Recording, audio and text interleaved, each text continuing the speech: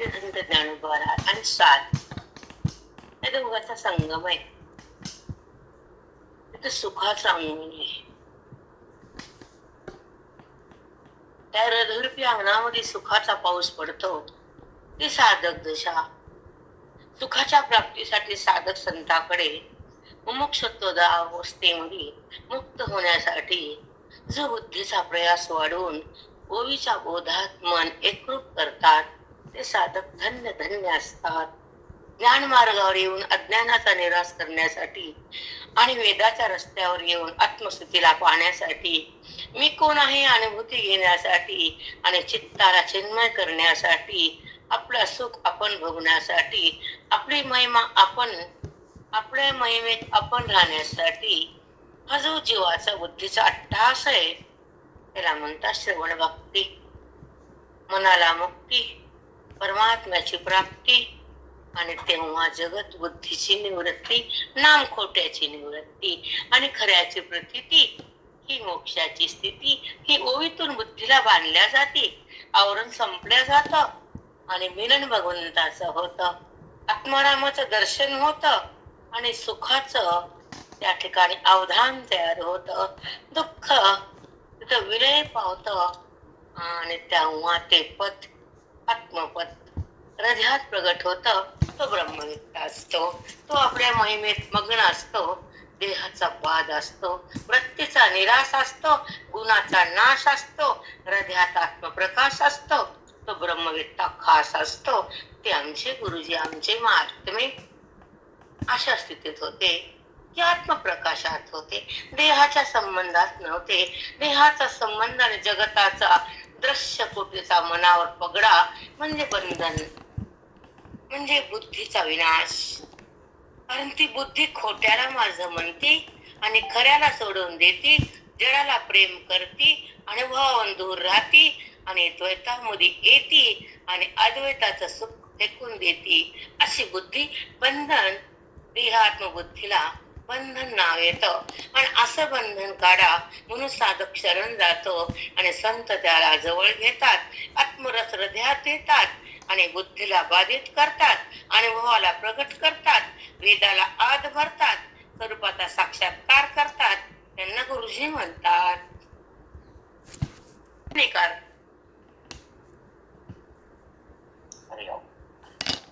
सिद्ध महात्मा म्हणजे काय? संसारी माणसं म्हणजे काय? भरकटलेले लोक म्हणजे संसारी, पेटलेले लोक म्हणजे संसारी, गुणानं दाटलेले लोक म्हणजे संसारी, जडामध्ये थांबलेले लोक म्हणजे संसारी, जगताच्या भ्रमाकडे धावतात ते संसारी, खोट्याला भुलतात ते संसारी, विषाला धरतात ते संसारी, पागल बनतात ते संसारी, लोकाला त्रास देतात ते संसारी.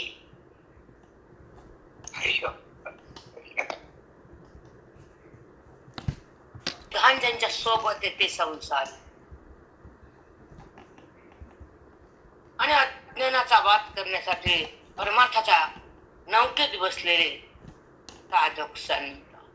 मला परमात्म्याकडे जायचंय, मला ब्रह्मरूप व्हायचंय, मला वेदांता सोबत राहायचंय, मला गीतेच्या भावार्थात जगायचंय, मला देहात नाही रमायचंय, मला खोट्याला नाही बघायचंय, मला खऱ्यात यायचंय, आत्मरूप व्हायचंय. त्याला म्हणतात गीतेचं फल मागणारे साधक. गीतेच्या बोधामध्ये मनाला आणणारे साधक, वेदाचा रस घेणारे साधक, ओवीच्या परिपाक ज्ञानामध्ये बुद्धीला अवतीर्ण करणारे साधक, आत्मरंगात रंगणारे साधक आणि त्या रंगाचा गुलाल उधळणारे सिद्ध. आत्मरंगात रंगणारे सिद्ध, अनुभवाची खान म्हणजे सिद्ध, परमात्म्याची जाण म्हणजे सिद्ध आणि भगवंताचा आणि बुद्धीचा अभेद म्हणजे सिद्ध.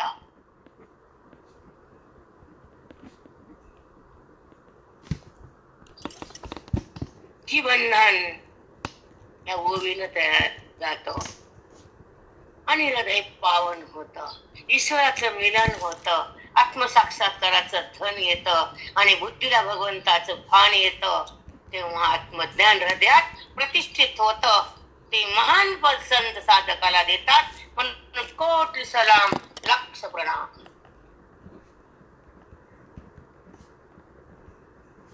कमी पडतात.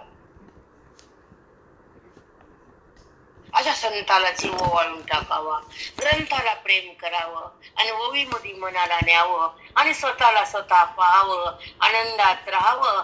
द्वैतात कशाला यावं? का द्वैतात यावं? आम्ही देहाला का पाहावं बुद्धीनी?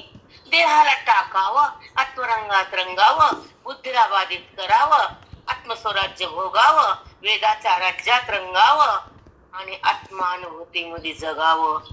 त्याला ब्रह्मवेत्ताच म्हणावं. पूर्ण झाली ज्ञानाची, ज्यांनी ओळखली खून वेदाची, वर्म घेतलं गीतेचं आणि अधर्म सोडला ज्ञानाचा, त्याला मार्ग मिळाला मोक्षाचा.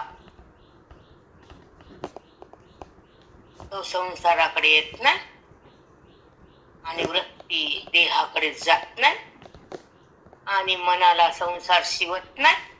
जगत भाव देहात उत्पन्न होत नाही, तिथं भेद उरत नाही, तो शिवापासून दूर सरत नाही. तो महात्मा, तोच महात्मा. शिवं शिवं सच्चिदानंद शिवं शिवं शिवं शिवं.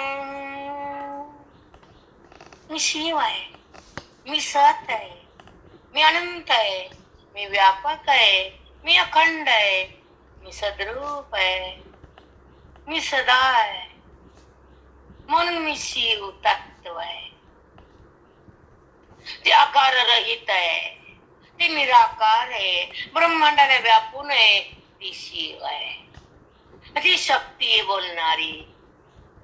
दोघांचं मिलन म्हणजे शिवशक्ती. आत्मत्वाची प्रतीती, अज्ञानाची निवृत्ती. हे ज्याला कळत ते भोगतात जीवन मुक्ती. ज्याला कळत नाही बुधड घाणीत संसार भोगतात. ज्याला देहाची जाण आहे ते बंधनात जगतात. ज्याला विषयाचं भान आहे त्या भ्रमामध्ये वाहून जातात. त्यांचं अंतःकरण खाण असतं, कारण त्याला विषयाची जाण असती, भेदाची खाण असती, वृत्ती बेभान असती, कारण द्वेष अंतःकरणामध्ये पसरलेला असतो. अज्ञानाचा अंधार मनामध्ये असतो आणि तो जीवात्मा बेजार असतो. दुःखाचा अहंकार असतो, कारण देहाचा साक्षात्कार असतो. तिथं वेदाचा चमत्कार नसतो, अधिकार शून्य असतो, संसार अति असतो आणि संशय फार असतो. तिथं गुरुचा प्रसाद नसतो, म्हणून तर तो देहाचा संबंध करतो. तो बंधनात असतो. तो अज्ञानी पामर जन्मत आणि मृत्यूला सामोरं जातो. विषयाला धरून पुढे जातो. मृत्यू लोकामध्ये लिंग देहानं राहतो आणि तो अनात्म्याला माझा म्हणता म्हणता कार्य धर्म उपासना सगळं करतो. पण शून्यवर होत ते ज्याला तो कळतो तो शून्याच्या पलीकडे जातो, विश्वात्मा होतो. अधिकाराचा भाग उत्तम होतो. तो जिज्ञासूच्या दशेतून तो जीवनमुक्त होतो. तो संबंध देहाचा बंद करतो. आत्मत्वाच्या संबंधामध्ये बुद्धीचा विनियोग करतो आणि स्वला पाहताना स्वच होतो. त्याला म्हणतात सिद्ध दशा साधकाचे ससंवेद्या आत्मरूपा. तो आपल्या महिमेत असतो. देहाचं भान नसतं, वृत्तीची जाण नसती आणि तिथं अवगुणाची खाण नसती. तिथं स्वची जाणीव स्वलाच असती. तीच आत्मस्थिती तो भोगत असतो. तो महात्मा असतो. तो ब्रह्मांडाहून महान असतो, त्रिलोक्याहून छान असतो, कारण त्या ठिकाणी ब्रह्मस्वराज्य असतो. देहाचा संबंध कदापि नसतो. तो केवळ महात्मा असतो. आमचे गुरुजी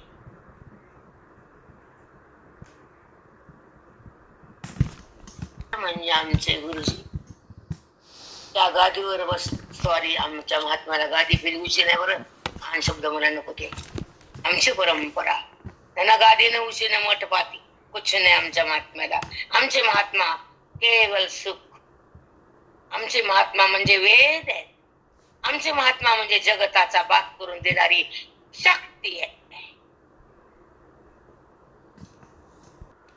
परंपरा आहे आमची वेदाची, ठाकरे संप्रदायाची, जगाला बाधित करण्याची, जीवाला सुखात नेण्याची, देहाचा बाध होण्याची, ज्ञानेश्वरीला आत ठेवण्याची आमची परंपरा म्हणजे गुरुजी.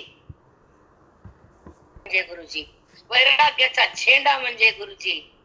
आनंदाचं पाद्य म्हणजे गुरुजी. विवेकाचा दीप म्हणजे गुरुजी. स्वानंद म्हणजे गुरुजी. निजधन म्हणजे गुरुजी. सुखाची खान म्हणजे गुरुजी. अभेदाचं ज्ञान म्हणजे गुरुजी. सुखाची शान म्हणजे गुरुजी. जगताचा बात करणारे म्हणजे गुरुजी. विश्वात्मा म्हणजे गुरुजी.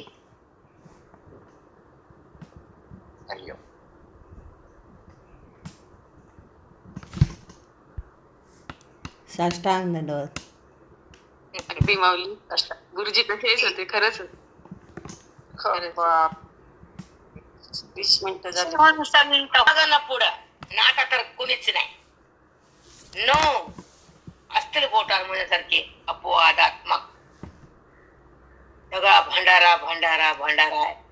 त्रास होतो बघून इकडं तिकडं वागताना, दिसताना. बोलते ती एक, वागते ती एक, सांगते ती एक, करते ती एक, दाखविते ती एक, मधी एक, बाहेर एक. आबा आबा आबा घाणच घाण, चौकट घाण. त्यांची घाण पुन्हा जगात फेकतेत लोकांच्या अंगावर. त्याला बी घाण करते. घाणीत घाण.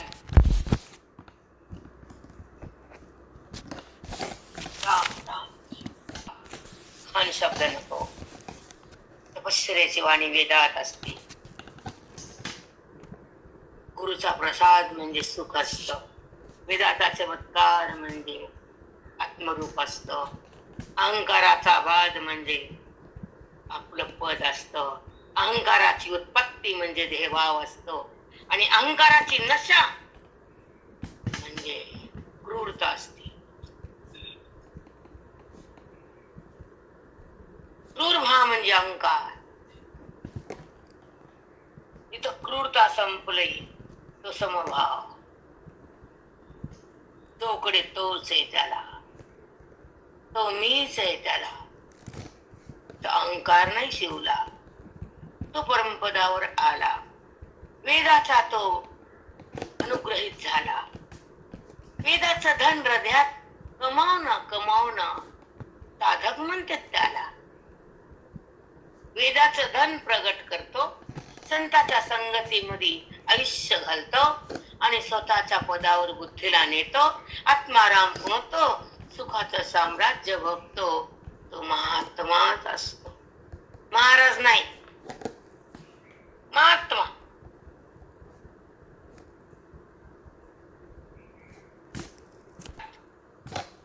खूप डिफरन्स. खूप फरक आहे. खूप वक्तव्य करतो आणि मोक्षाचं धन जगाला देतो.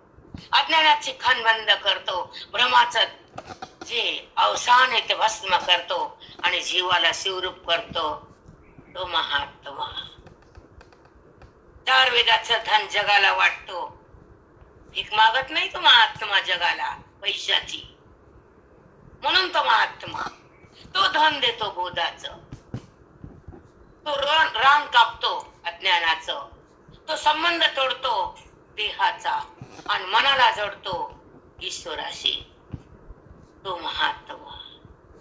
जगताच्या कल्याणासाठी त्यांचा जन्म असतो, धन भोगण्यासाठी नसतो. नाही, कदापि नाही. धनाचा परित्याग वासनेचा हाकार नाही. वासनेचा समूळ नाश, धनाचा परित्याग, तो महात्मा.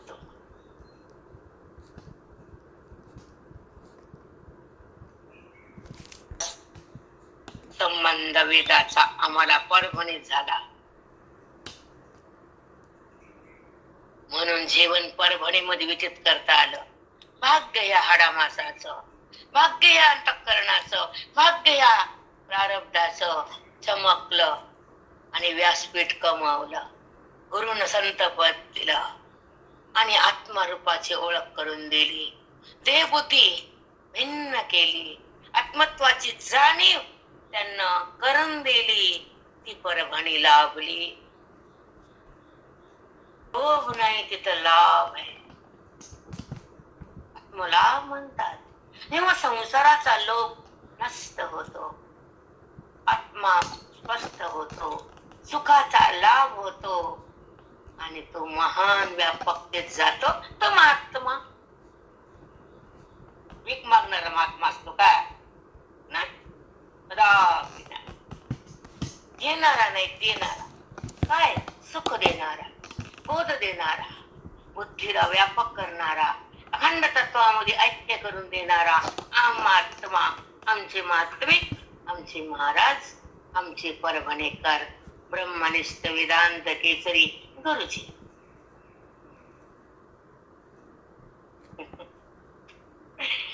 वाव, देहाला लावले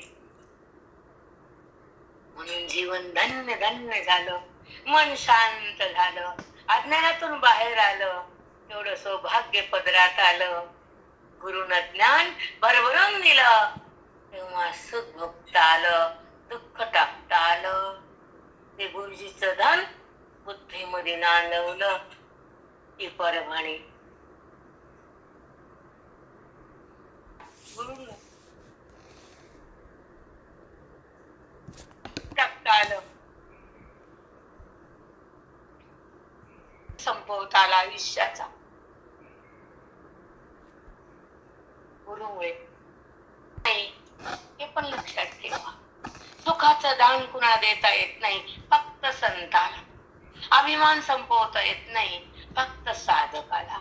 अभिमान जिथं नांदतो ते संसारी, जिथं अभिमान संपतो तो साधक, जिथं अभिमानाचा नाश होतो ते सिद्ध,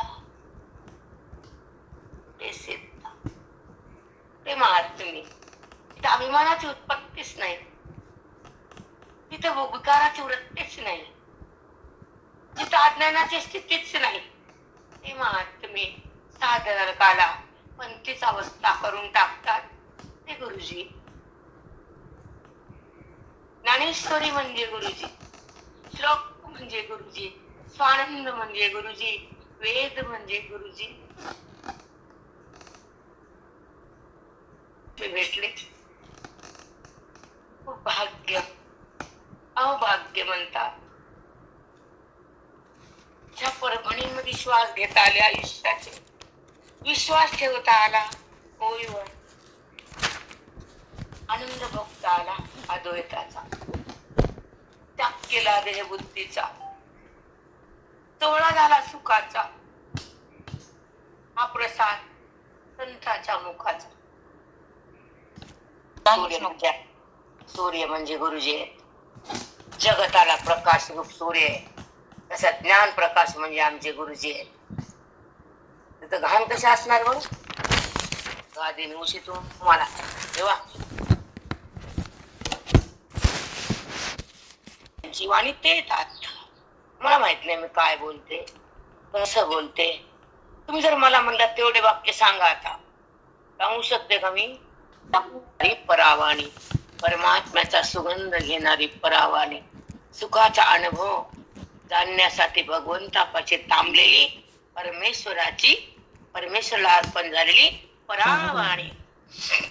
बोधाचा पाऊस कसा पडला हृदयामध्ये साधकाच्या, ते हृदय कसं पवित्र झालं आणि भगवंताकडे कसं एक केलं. हे माऊलीचं धन आपल्याकडे आलं. हे आपण बघू कसं धन येते माऊलीची. माऊलीचे मनोगत काय ते बघू चला. ना एरवी तरी आठवी, राहुनी स्तुती जे करावी, ते गुणागुणी आधरावी सरोवरी के. गुरुनाथाचं वर्णन करताना, स्तुती करताना मन बांबावून गेलं. गुरु माऊलींचं ज्ञान निवृत्तीनाथ माझे गुरु, त्यांचा जय जयकार असतो. त्यांची स्तुती करायचं, त्यांना आनंद किती दिला. वेदाचा गुलाल उधळला, ब्रह्मसाम्राज्याचं पद प्रगट केलं आणि जगताचं दैन्य दुःखाचं गेलं. म्हणून त्या गुरुला विशेषणानं सजवायचंय. त्यांची स्तुती करायची आहे, काय करू मी? असा प्रश्न माऊलीच्या मनात आला. पुन्हा हा ओवीला आरंभ झाला. ना एरवी तरी आठवी, ना एरवी तरी आठवी, राहून स्तुती जे करावी. सगळ्याची आठवण केली, जगाची, देहाची, व्यक्ती कुठली आठवण नसताना तुमची कधी स्तुती करता येते. आणि सगळ्याची आठवण जर मनानं केली आणि तुमची स्तुती सुरुवात झाली तर ती स्तुती योग्य नाही, असे माऊली ज्ञानोबा सांगतात. राहून स्तुती जे करावी, ते गुणागुणिया धरावी, सरोवरे किती. गुण, तू गुणात नाहीस, तू गुणाच्या पलीकडेस, तू निर्विशेष आहे. तुम्ही विशेषण कोणतं लावायचं, हे वर्णन शब्दाचं आहे आणि शब्दानं माझ्या गुरुचं वर्णन होत नाही. आता काय करू, हा प्रश्न ज्ञानोबा पडला आणि हा अनुभव या बुद्धीत त्यांना धाडला. कसं बोलू, काय शब्द घेऊ, माझ्या गुरुचं वर्णन कसं करू? मन भांबावून गेलं, काही सूचना झालं. कोणचे विशेषण लावू? ते गुण विशेषण ते निर्विशेष आहेत. कोणत्या विशेषांना पूजा करू, कोणत्या गुणानं त्यांची स्तुती करू? ते गुन्हा अवगुणाच्या पलीकडे. काय करू आता? असा महान प्रश्न माऊलींना पडला. चला पुढं. गुणागुणिया धरावे, सरोवरी के. हे विशेषण, हे गुण, हे शब्द, हे सगळं वर्णन द्वैताला धरूनच आहे. आणि द्वैताच्या साह्याने माझ्या महात्म्याचं स्तुती होत नाहीये, कारण त्या द्वैतात आहेत आणि माझं वर्णन द्वैतातून आहे. कसं वर्णन होईल? हा महान प्रश्न आहे. याचा घरी बसून विचार करा तुम्ही. आता बस झाले ते पुढे. तरी तुझी एक रसाचे लिंग, तरी तू आणि जी. तू माझे गुरुनाथ, जी म्हणजे अवस्था, म्हणजे तू एक लिंग आहेस, आत्मलिंग. एक रस सगळ्यामध्ये दुडुंब भरलेले आहे. आणि त्या व्यापकतेचं जे आत्मलिंग आहे, तिथं शब्दाचा प्रवेश नाही, तिथं द्वैताला जाता येत नाही. आणि ते माझ्या गुरुनं अनुभव दिला आणि तो मग मी पण भोगला. पण त्यांची स्तुती करायला मला बुद्धीला तोलं ना, कारण ते कोण आहेत? ऐका. तरी तू जी एक रसाचे लिंग, एवी करू गुणागुणी विभाग. तू एक रूप आहेस, ईश्वर व्यापक आहे, तिथंच तुम्ही चौकडे एक रस आहेत. तुम्ही चौकडे, तुम्ही तडुंब भरलेला आहे. तुम्ही लिंग आहे, आत्मलिंगानं एक चौकडे व्यापक आहेत. तिकडं तिकडं तुम्ही आत्मरूपानच भरलेला आहेत. ते तुमचं लिंग आत्मरूप आहे, चौकडे व्यापक आहे. व्यापकावर दुसरं काहीच नाही, तिथं मी कसं जाऊ? काय करू मी? अशी चिंता आहे माऊलींना. केवी करू गुणागुणी भाग. कोणत्या गुणानं, कोणत्या शब्दानं तुमची स्तुती करू? आणि जर करायला गेलो तर तुम्ही भिन्न होताल ना. तुम्हाला भिन्न कसं करू व्यापकातून? नाही.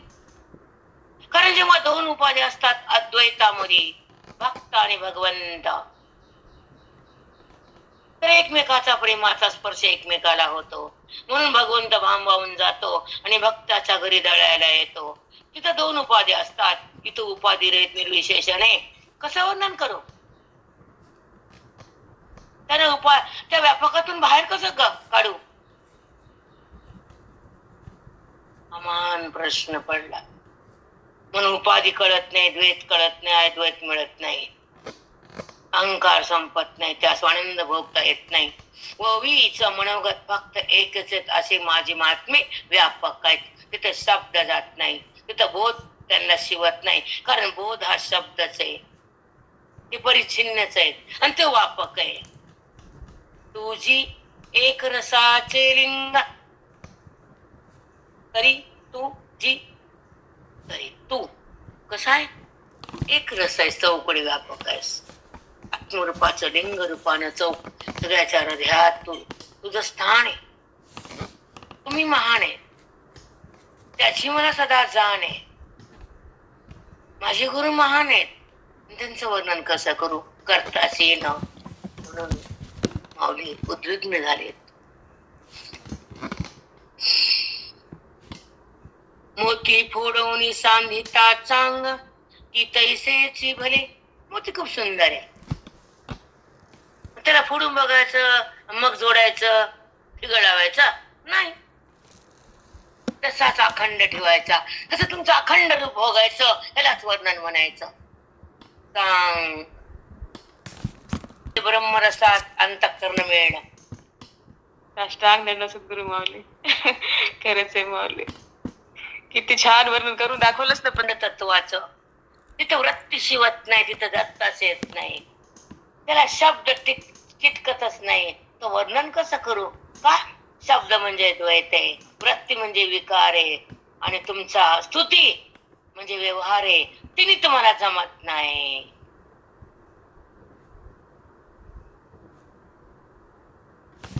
देह माझा गेला, आत्मा राम हृदयी प्रगटला. झाली संध्या संदेह माझा गेला, झाली संध्या संदेह माझा गेला. आत्मा राम हृदयी प्रगटला.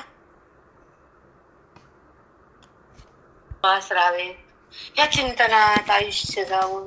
देहावर कशाला यावं, संसाराला कशाला शिवावं, जडाला कशाला धरावं, भेदात का म्हणून जगावं, क्रोधामध्ये का थांबावं, वेदाला का सोडावं, खोट्या जगताला का लोभ करावा, वासनेत पाऊल का टाकावा, भगवंतापासून बुद्धीला दूर का खेचावं. का? अखंडित संबंधाने हा व्यवहार आहे, आणि त्याचा संबंध सोडला, हा संबंध जोडला, खोट्याकडे मन धाडलं, ते मन ईश्वरापासून दूर गेलं. दुःख त्याला सतत झालं, बंधन माथी आलं, विकाराचं राज्य आलं, अंतःकरणामध्ये खळबळ झाली, मलिनता सिद्ध झाली, शुद्धता बाजूला गेली, स्वरूपाची जाणीव बंद झाली, देहाची जाणीव सुरू झाली, द्वैताची स्थिती माथ्यावर आली. हे नकोय मला अद्वैत, नको वृत्तीचा संबंध, नको जगताचा भ्रम, केवळ तो आत्मा राम. त्याचा स्पर्श भोगणं ज्ञानाचा आदर्श आहे, त्याची जाणीव घेणं मोक्षाचा रस आहे, त्याच्या सोबत जाणं वेदांताचा कस आहे, आणि त्याच्या सुखात बुद्धीला एक करणं हा महावाक्याचा फेस आहे. आणि आत्माराम हृदयी प्रगट, त्याची किती छान अनुभूती मानली. हावर येऊच नाही, संसाराला शिवूच नाही, व्यवहार वृत्तीत राहूच नाही, जडाला माझं म्हणू नये, भेदात का यावं, क्रोधात का जगावं, खोट्याचा लोभ का धरावा, औल वासनेत का पडावं, आणि भगवंतापासून बुद्धीला दूर का खेचावं. त्याच्या संबंधाने व्यवहार आहे, पण त्याचा संबंध तोडला आणि खोट्याचा संबंध जोडला. दुःख माथ्यावर आलं, बंधन पदरात पडलं, विकाराचं राज्य सुरू झालं, अंतःकरणात खळबळ झाली आणि सिद्धता बाजूला गेली, देहाची जाणीव सुरू झाली, देह द्वैत स्थिती माथ्यावर आली. वृत्तीचा संबंध नको, जगताचा भ्रम नको, आत्मारामाचा स्पर्श व्हावा, ज्ञानाचा आदर्श व्हावा. मोक्षाचा रस, त्याची जाणीव म्हणजे मोक्ष रस, आणि त्याच्या सोबत राहणं म्हणजे वेदांताचा कस, त्याच्या सुखात बुद्धीला एक करणं म्हणजे महावाक्याचा पेस. तुमच्या पदरात दिलंय, तुमची आज तुमच्या पदरात वेदाचं फळ टाकले महात्म्यानं गुरुजीला. ही वाणी आमची साक्षात त्याचं फल तुम्हाला गुरुजी द्यायला. तुम्हाला ठरावी सरोवरी के तरी तुझे एक रसाचे लिंग, केवी करू गुणावणी भाग मोती पडवणी सांगती चांग की तैसेच म्हणे आणि बाप तू माय ही बोली ना स्तुती होय डिंभोपाधी काय विटाळ येते. हा हो किती विटाळे कसा सांगते मग थांबते. तू माये तू बाप आहे. जर असं मी तुला म्हणलं तुझी स्तुती केली माझे संत माये बाप कृपावंत काय मी पतित कीर्तिवानू असं जर तुम्हाला म्हटलं गेलं तर माय बाप माय वेगळी आणि बाप वेगळा दोन झाले. दोन उपाध्या आला उपाधीचा विटाळ झाला. मग ही स्तुती कशाला. जिथं उपाधी नाही ते तुमचं रूप आहे. उपाधी रहित तुम्ही आहेत. अखंड तुम्ही आहेत आणि उपाधीच्या साह्यानं तुम्ही बाप आणि मी माय असं जर म्हणलं तर तुम्हाला उपाधी द्यावं लागतं. उपाधी म्हणजे बुद्धीला विटाळ आहे आणि तो विटाळाच्या संबंधानं तुमची स्तुती करणं हे मला मान्य नाही. म्हणून माऊली म्हणणे डिंभोपाधिक आहे विटाळ तेथे. अद्भुत सुंदर माऊली, खरंच अद्भुत सुंदर. तू माय ही बोली ना स्तुती होय. ह्या शब्दानं तुमची स्तुती होत नाही. का बरं. कारण दोन उपाध्याचा स्वीकार करून बाप आणि माय शब्दाची उत्पत्ती बरोबर लागते आणि उपाधीमध्ये तुम्ही जर आलात तर उपाधी रहित तुम्ही आहेत. ह्या निर्विशेषण पदाचा तुमचा परित्याग करून तुम्हाला भिन्न करणं म्हणजे उपाधीचा संबंध करून विटाळ होणं. उपाधीचा संबंध म्हणजे विटाळ आहे आणि उपाधी रहित तुम्ही निर्विशेष आहेत म्हणून हे पण शब्द बाजूला पडतात. तुमची स्तुती आता कशी करावी हा प्रश्न माऊलींना पडला. हा भावार्थ या ओवीचा आहे. ज्यांना कळल तो मुक्तीत आहे. ज्याला कळत नाही तो मूर्ख आहे. सहन होत नाही तर त्याला एवढं दिलेलं हांगून काढायचं जातं त्याच्यापर्यंत नाही माऊली, जातच नाही. तो कोणत्या अवस्थेत तुम्ही कोणत्या अवस्थेत काय बोलतात काय वागतात हाय भान काय खरंच नाही. काय काय द्यायलेत रोज माऊली आणि तुम्ही त्यांना काय देणार. खरकट तुमचं मन आहे खरकटान वासने खरकटीन व्यवहार आहे खोटा. ती देणारी नाही घेणारी नाही. तुम्ही काय देऊ शकता त्यांना. भरबटलेली अंतःकरण तुमची खाणेरडे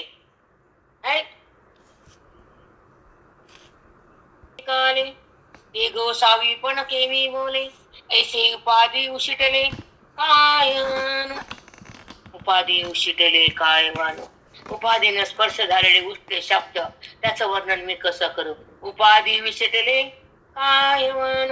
उपाधीच्या संबंधाने सृष्टी झालेली वृत्ती ते शब्द त्या उष्ट्या शब्दानं मी काय वर्णन करू माझ्या महात्म्याचं माझ्या अनुवृत्तीनाथाचं माझ्या प्राणप्रिय गुरुदेवाचं काय वर्णन करू. जे झाले न पायी काले ते गोसावी पण केवी बोले. मी पायी कमी सेवक आहे आणि तू माझे स्वामी तर असं जरी मी ठरवलं आणि त्यांना माझा स्वामी जरी म्हणलं मी तुमचा दास जरी म्हणलं तरी पण उपाधीचं उष्टच वृत्ती उष्टीत झाली. उपाधीला शिवली आणि त्या उष्ट्या शब्दानं वृत्तीनं त्यांचं वर्णन होणार.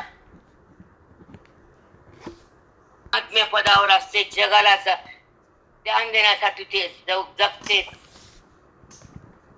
त्यांचं औदार्य काय त्यांचा जन्म काय त्यांची वाणी काय त्यांचा वेद काय त्यांची स्थिती काय त्यांची बुद्धी काय त्यांची अवस्था काय हे तुम्हाला माहित नाही. म्हणून दिला घेतल्याचा विचार करू नका. कदापि नाही करायचा. समोर कुणी यायचं नाही माझ्या पुढे काही घेऊन इथून पुढे पंढरीनाथ भगवान की माऊली ज्ञानेश्वर महाराज की